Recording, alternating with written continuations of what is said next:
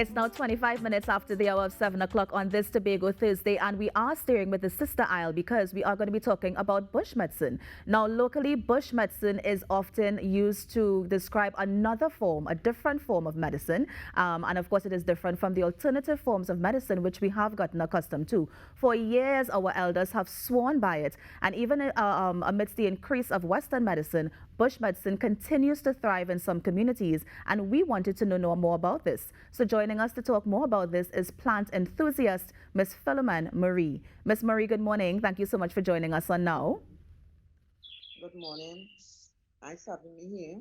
Of course. Now, I wanted to know, first of all, how did you begin to learn about the medicinal advantages of bush medicine? Growing up with my grandmother and Mm, my father. Every little thing, we had a little pain or fever, they will go and get the herbs, bush, and I learned from them by that. Fever, headache, to bathe. We also use some of the bushes to bathe.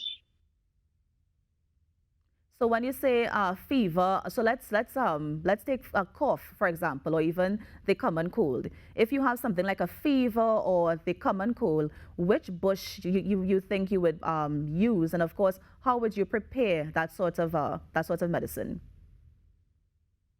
Sometimes a combination of ladnan bush, hog plum, trumpet bush.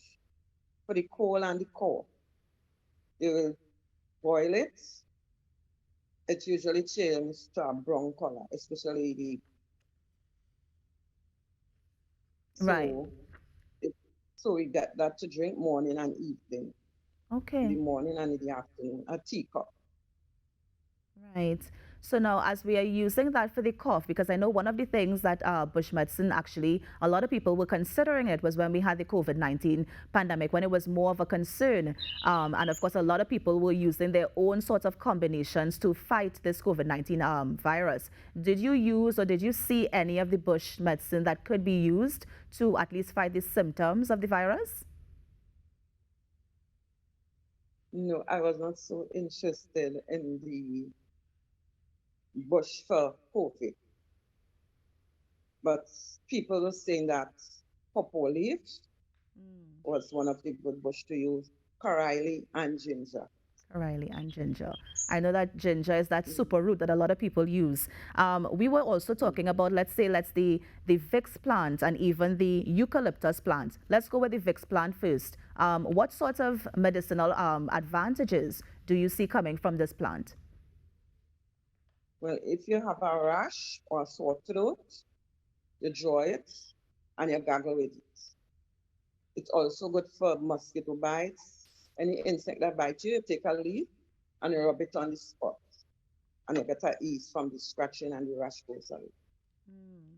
Now, when you say you draw it, is it that you pick it, you wash the leaves, and you put it to boil And for a draw it. certain time?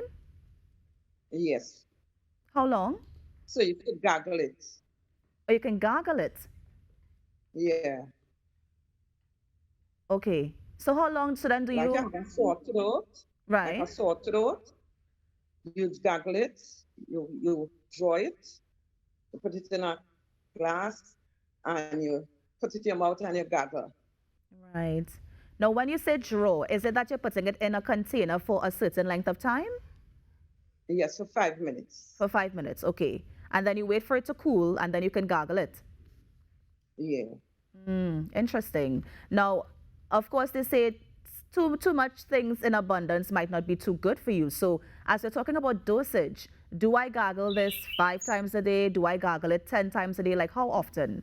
Mm. Twice a day, in the morning and in the night. And Miss Marie, have you actually experienced any sort of disadvantage to using this plant? Yes. For example, I had some rash on my hands and it was very itchy and I used one of the leaf and I got a result from it. You got a result from it. Okay. Now, as we move across to the hyssop was very interesting to me. What sort of ailments, I would say, does the hyssop plant treat? It's good for fever, arthritis, to drink it. It's also good for sore throat.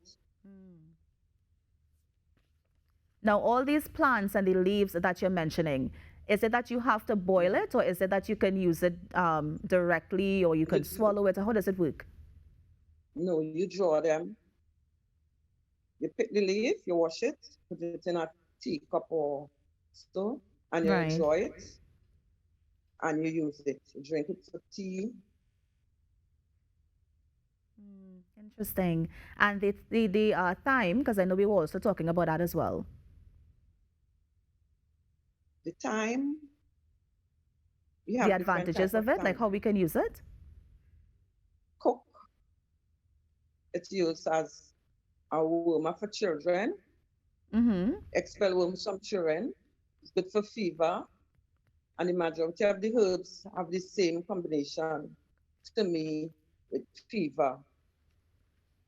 Could All right. expel worms from children this time.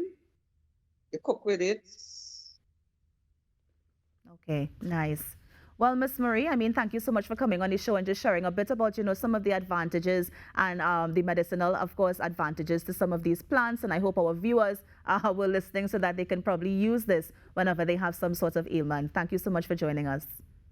You're welcome.